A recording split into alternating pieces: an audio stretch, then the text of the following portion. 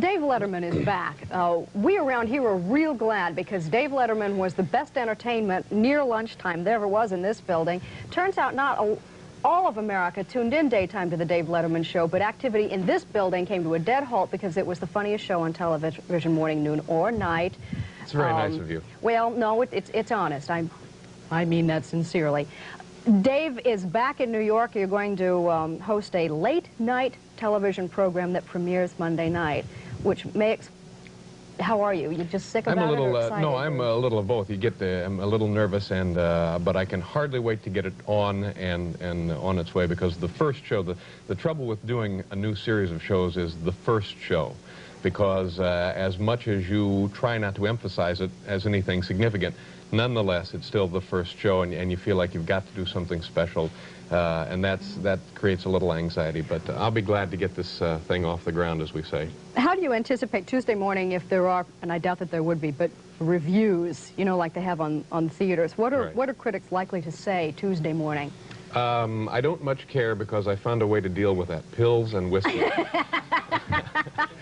I don't know. I don't know what they're likely to say. I hope we're going to make a real honest effort. This is, I don't think you can fault the effort going into the show and the quality of people we have working on it. So after that, it's a roll of the dice, you know. You must be thrilled to be back, just the opportunity to live here in Manhattan again. I'm presently, I don't have a house to live in. I'm living in a hotel in which I'm the only person not from Argentina. And every evening when I return to the hotel, we go up in the elevator, and everyone but me discusses the historical inaccuracies in Evita. And I feel very left out, but that's where I'm presently making my home. So in depression, you head out to the streets of the city, and you walk, and you have discovered, as we will show in a clip now from the new show, part of a series of reports you are doing called The Shame of the City. Manhattan, center of the arts. But some people are out to destroy it for everyone.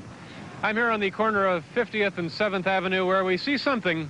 Maybe it's just a little thing, but for my money, more hard evidence of the shame of the city. Planing a party. Try one of these.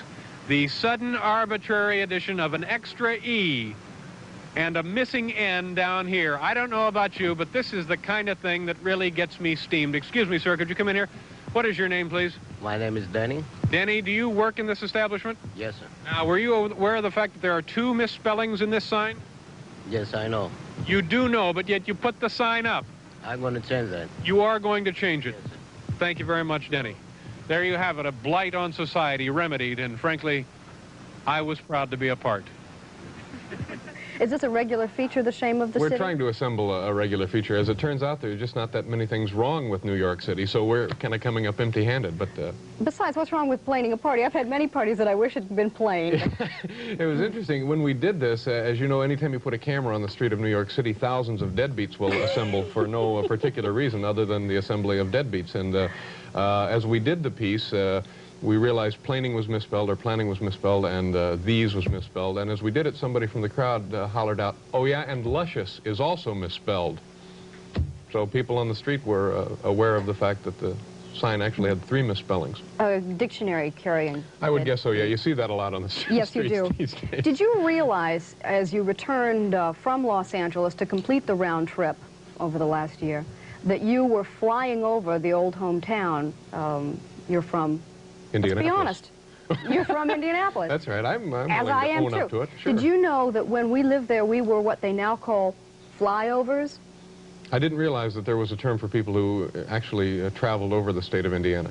It is not just Indiana. It is everybody who does not live in New York or Los Angeles. Oh, and it's a rather arrogant term that people who are also bi-coastal use to describe the people in the middle who I guess they mean don't matter.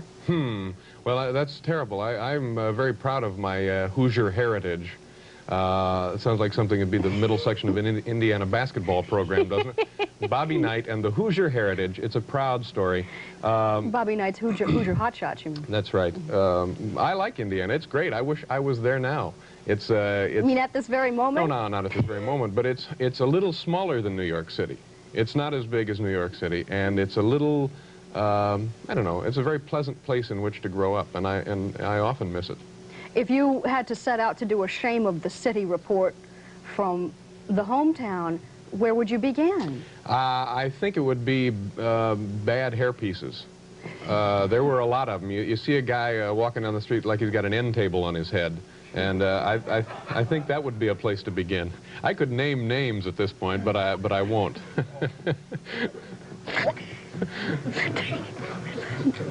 You're on. Oh, I'm on. I'm Go sorry. on. Proceed. Enjoying listening to you snort. You deep. You incapacitate the interviewer. You can self-interview yourself. Well, I don't know.